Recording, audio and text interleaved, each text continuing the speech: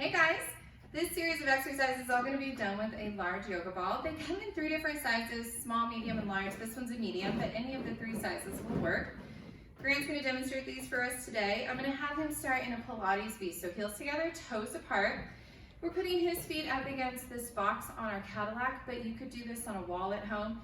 The higher you take those legs, the harder this gets, or you could use a couch or something that's going to stay still for you. All right, we're going to take your hands back behind your head. Sit up nice and tall. Straighten out your legs just a little bit more and really create a lot of lift in this transverse abdominis. This one is one that it's easy to start sort of slouching back and taking the work into your back. So sit up nice and tall. Make sure your abdominals are doing this work. You're going to bend your knees and come down into an ab curl. You want to use your glutes to stay lifted there so you don't end up rounding over the ball. So it's abdominals and glutes here. As you warm up, come down a little bit further each time. In an ideal world, we're coming down to about our shoulder blades. And one more. We're doing 10 in each foot position. So now I'm going to have Grant pull his heels apart so he's in a parallel leg position. Adjust on the ball if you need to. We're going to come down, stay in that ab curl, lift, lift, lift, lift, lift, lift, lift. This is one that you should feel is shaking right away. It shouldn't take long at all. I feel it.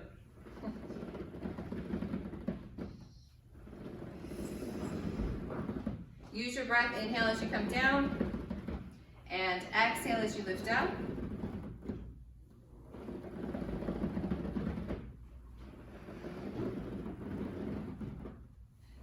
One more. Good. Our footwork should always be about our core, not necessarily the legs or the feet, and you'll really feel that in this series. We're going to take your left leg up to tabletop. This gets a little bit more challenging.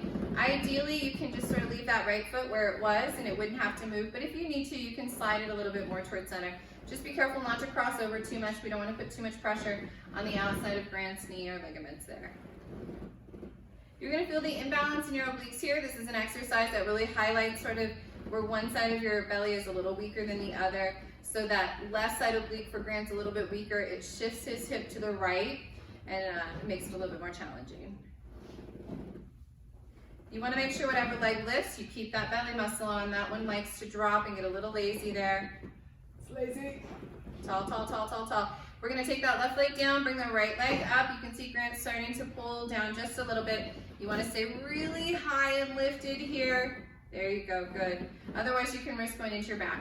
You also don't want to stabilize from this quad right here. You want to feel that in your booty, not your quad.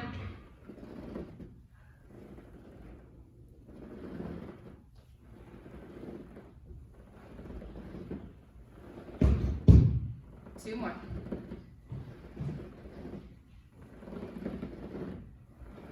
Good. All right. We're going to have Grant take his feet back down. I'm going to have you come down and just do an ab curl. So roll back on the ball.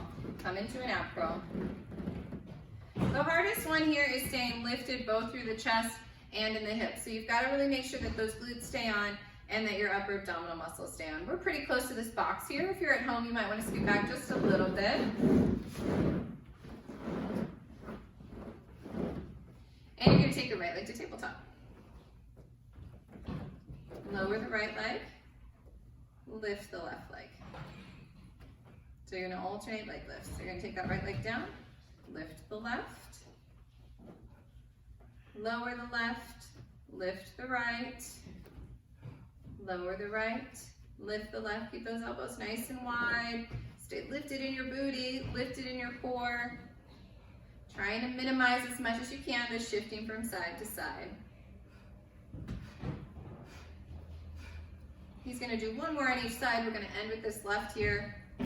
Nice job. Okay. He's going to round his spine forward just to give himself a nice little back stretch. So straighten out your legs and just round your spine forward. Take a couple big deep breaths in and out. Make sure that you open up the space in your lumbar spine just in case you took a little bit of tightness there. And then I'm going to have Grant extend his arms out in front of him and just lengthen through his torso. So he's going to lift his collarbones up, just coming to a flat back position here. And then round your spine, reach down. This is just a nice little mid back to low back stretch.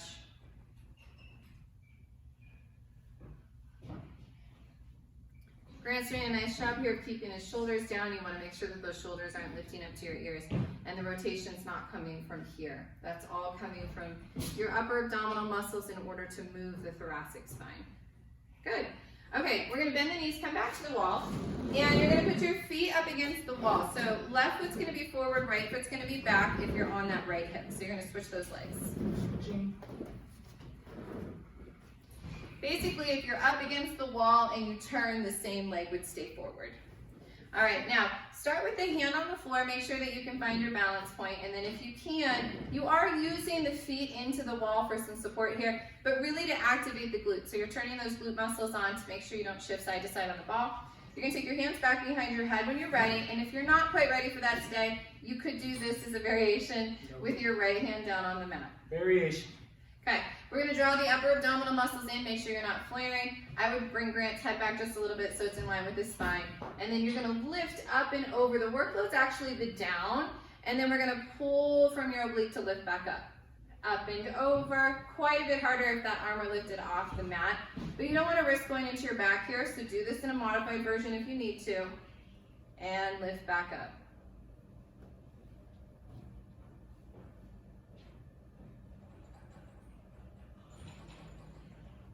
One more. Good. And then you're just going to go over for a nice little stretch. You're going to bend that right arm, take it to the mat, and just lift your left arm all the way up and over. Stretching through the oblique on the left side. We're going to go to center now, so I'm going to have Grant lay down on the ball. Feet up against the tower bars, feet up against the box again, or the wall.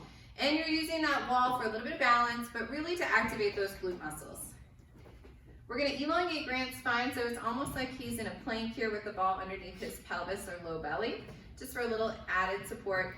And then if he feels okay, he's going to take those hands right behind his head, and we're going to use our abdominal muscles to keep your body lifted. So let's take your left hand back behind your head, keep the right hand down. Head stays in line with your spine. We're going to make sure Grant doesn't rotate his pelvis. That left shoulder comes down just a little bit. Ribs are drawing up and in. And then he's just going to lift his collarbones up about 1.5 inches. And back down. And lift up. And back down. And lift up. And back down. Good. He's going to take his knees down to the mat. And just kind of round his spine over the ball. Give himself, again, a chance to relax. And we'll finish on the other side. So he's going to finish with those obliques on the other side. Now, your obliques are stronger on one side than the other. Remember, it's whatever you were facing the wall and turn. So he's on his left hip. That would mean his left foot's forward, his right foot's back. And then he's going to keep his left hand down here today. Remember, the workload is more toward the ground, so it's a lifting up and over on that oblique, and then a coming back to center. He's going to make sure his back's not arched. His right glute is helping to stabilize that.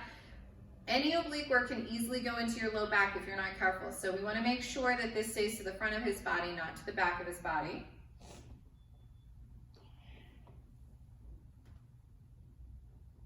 That's 6. I'm having him do about 10 here, but feel free to do a number that works for your body. You don't want to strain or stress it. There is no magic number. It's finding those muscles and getting them to shake, and if you can stay in it a little longer, you do.